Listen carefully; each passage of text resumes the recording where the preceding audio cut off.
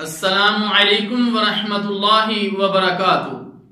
الحمدللہ رب العالمین والصلاة والسلام علی اشرف الانبیاء والمرسلین نبینا محمد وعلی آلہ واصحابہ اجمعین۔ محترم سامعین کرام، توحید کے دروس کے سلسلہ میں آج کے اس درس میں توحید کی فضیلت اور اس سے گناہوں کے مٹنے کو ذکر کیا جائے گا۔ اللہ تعالی جل شانہ کا فرمان ہے، اعوذ باللہ السمیع العلیم من الشیطان الرجیم، الذین آمنوا ولم یلبسوا ایمانہم بظلم اولئک لہم الامن وہم مہتدون۔ رب کائنات فرماتا ہے، جو لوگ ایمان لائے اور انہوں نے اپنے ایمان کو ظلم سے آلودہ نہیں کیا، انہی کے لیے امن ہے اور وہی راہ راست پر ہیں۔ میرے محترم دوستو، اس آیت مبارکہ میں لفظ ظلم آیا ہے۔ ظلم سے کیا مراد ہے؟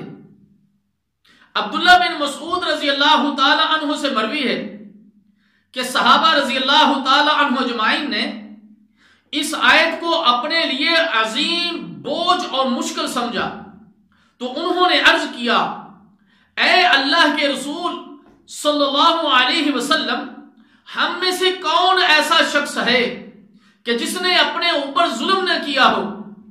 تو پیارے نبی صلی اللہ علیہ وسلم نے ارشاد فرمایا، اس کا وہ معنی اور مفہوم نہیں جو تم سمجھے ہو، بلکہ یہاں ظلم سے مراد شرک ہے۔ کیا تم نے اللہ کے نیک بندے حضرت لقمان کا یہ قول نہیں سنا کہ ان الشرک لظلم عظیم، کہ بے شک شرک بہت بڑا ظلم ہے؟ صحیح بخاری۔ تو معلوم ہوا کہ یہاں اس آیت مبارکہ میں جو ظلم کا لفظ آیا ہے اس سے مراد شرک ہے۔ عبادہ بن صامت رضی اللہ تعالی عنہ سے روایت ہے کہ رسول اللہ صلی اللہ علیہ وسلم نے ارشاد فرمایا، من شہد اللہ الہ الا اللہ وحدہ لا شریک لہ وان محمدا عبدہ ورسولہ وان عیسی عبد اللہ ورسولہ وکلمتہ القاہا الی مریم وروح منہ والجنۃ حق والنار حق ادخلہ اللہ الجنہ علی ما کان من العمل۔ صحیح بخاری۔ جو شخص اس بات کی گواہی دے کہ اللہ کے سوا کوئی معبود برحق نہیں، وہ یکتا ہے، اس کا کوئی شریک نہیں، اور محمد صلی اللہ علیہ وسلم اس کے بندے اور اس کے رسول ہیں، اور عیسیٰ علیہ السلام بھی اللہ کے بندے اور اس کے رسول اور اس کا کلمہ ہے جو اس نے سیدہ مریم علیہ السلام کی طرف ڈالا، اور وہ اس کی طرف بھیجی ہوئی روح ہے، اور یہ کہ جنت برحق ہے اور جہنم بھی برحق ہے۔ تو ایسے شخص کو اللہ تعالیٰ جل شانہ بہرحال جنت میں داخل کرے گا، خواہ اس کے اعمال کیسے ہی کیوں نہ ہو۔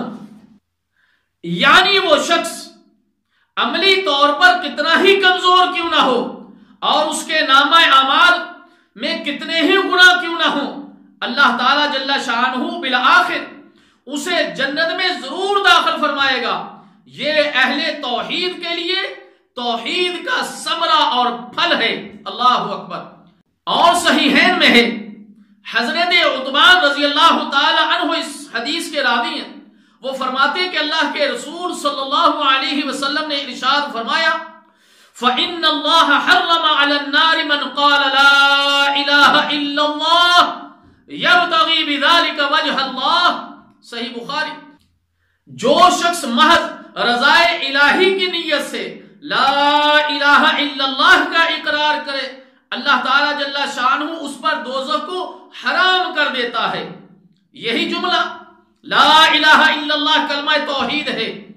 اس کلمہ کو اللہ تعالیٰ کی رضا کے لیے زبان سے ادا کرنے اور اس کا دلی طور پر اقرار کرنے والا شخص جب اس کی شرائط اور لوازمات کو صحیح طور پر بجا لاتا ہے تو اللہ تعالیٰ حسب وعدہ اس پر جہنم کو حرام کر دیتا ہے۔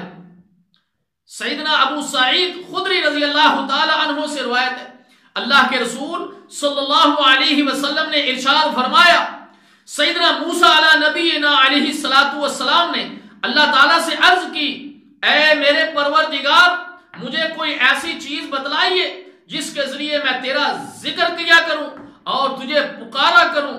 اللہ تعالیٰ جل شانہ نے ارشاد فرمایا کہ اے موسیٰ لا الہ الا اللہ پڑھا کرو۔ سیدنا موسیٰ علی نبینا علیہ السلام نے عرض کیا، اے میرے رب یہ کلمہ تو تیرے سارے بندے پڑھتے ہیں اور کہتے ہیں، مجھے کوئی خصوصی وظیفہ عطا فرمائیے۔ تو اللہ تعالیٰ جل شانہ نے ارشاد فرمایا، اے موسیٰ اگر ساتوں آسمان اور ان کی مخلوق بجز میرے اور ساتوں زمینیں ترازو کے ایک پلڑے میں ہوں اور لا الہ الا اللہ دوسرے پلڑے میں ہو تو یہ کلمہ اس سب پر وزنی ہوگا۔ اسے امام حاکم نے روایت کیا ہے اور یہ صحیح ہے۔ اسی طرح میرے محترم دوستو، جامع ترمذی میں حسن سند کے ساتھ سیدنا انس رضی اللہ تعالی عنہ سے روایت ہے، کہتے ہیں کہ میں نے رسول اللہ صلی اللہ علیہ وسلم کو فرماتے ہوئے سنا، قال اللہ تعالی یا ابن آدم لو آتیتنی بقراب الارض خطایا ثم لقیتنی لا تشرک بی شیئا لاتیتک بقرابها مغفرہ۔ اللہ اکبر۔